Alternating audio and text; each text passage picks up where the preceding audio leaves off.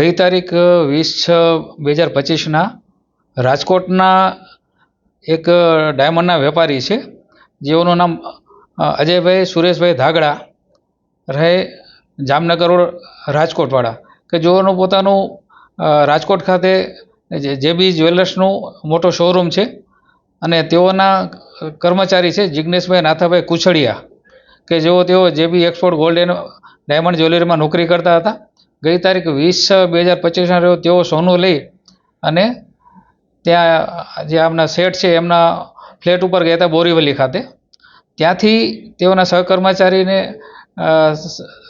ધોકો આપી અને અંદાજે જેઓનું સોનું હતું, જેઓ સેલ્સમેનની નોકરી કરતા હતા, અને અંદાજે કુલ 13 કિલો અને 455 ગ્રામ જેટલું સોનું મુંબઈથી લઈ અને નાસી ગયેલા.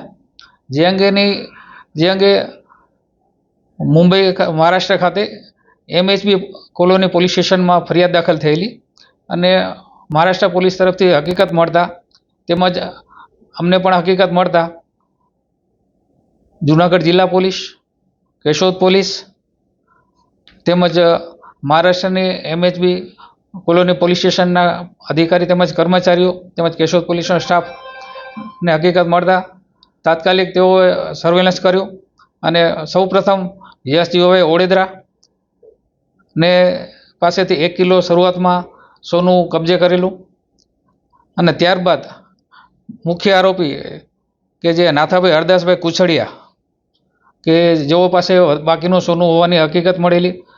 ત્રણેય પોલીસની ટીમોએ એકદમ સાથે મદદગારી એકદમ સંકલન કરી અને કુલ 13 કિલો અને 455 ગ્રામનું 100% સોનું, જેમાં દાગીના તેમજ ગંઠા પણ મળી આવેલા, તે કુલ તમામની કિંમત 13,34,62,327 રૂપિયાનો કુલ 100% મુદ્દામાલ રિકવર કરી અને MHB પોલીસ સ્ટેશન મહારાષ્ટ્રને સોંપી આપેલો છે.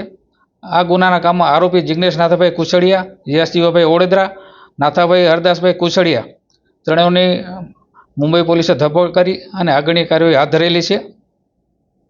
અને અગાઉ આ નાથાભાઈ હરદાસભાઈ કુછડિયા અગાઉ મર્ડરમાં તેમજ દારૂના ગુનામાં પણ પકડાયેલા છે. આ સમગ્ર કાર્યવાહીનું સુપરવિઝન પોલીસ મહાનિરીક્ષક જાજડિયા સાહેબ તેમજ પોલીસ અધિક્ષક ઓડેદરા સાહેબની માર્ગદર્શન હેઠળ તમામ કાર્યવાહી કરવામાં આવેલી છે. જે આરોપી છે એ ક્યાંના છે અને જે મુદ્દામાલ હતો એ ક્યાં રાખવામાં આવ્યો છે? હા, આરોપી મૂળ માણેકવાડા ગામના છે, કેશોદ તાલુકાના, જેને કારણે આપણને કેશોદ પોલીસને તાત્કાલિક હકીકત મળી અને એના આધારે તપાસ કરવામાં આવી હતી. જેઓ પોતાના ઘરની પાછળ જે નદી છે, નદીના કિનારે ઝાડ ઉપર સોનું લટકાવેલા હકીકત મળેલી અને એના આધારે પોલીસે સમગ્ર મુદ્દામાલ કબજે કરેલો છે. અને અગાઉ જે 1 કિલો હતો તેઓના આરોપીના ઘરેથી, જુનાગઢ ઘરેથી 1 કિલોનો મુદ્દામાલ કબજે કરવામાં આવ્યો હતો. સભા ઘટના બનવાનું કારણ શું? આ મુખ્ય એનો ચોરી કરવાનો શોર્ટકટમાં પૈસા કમાવાનો જ હતો.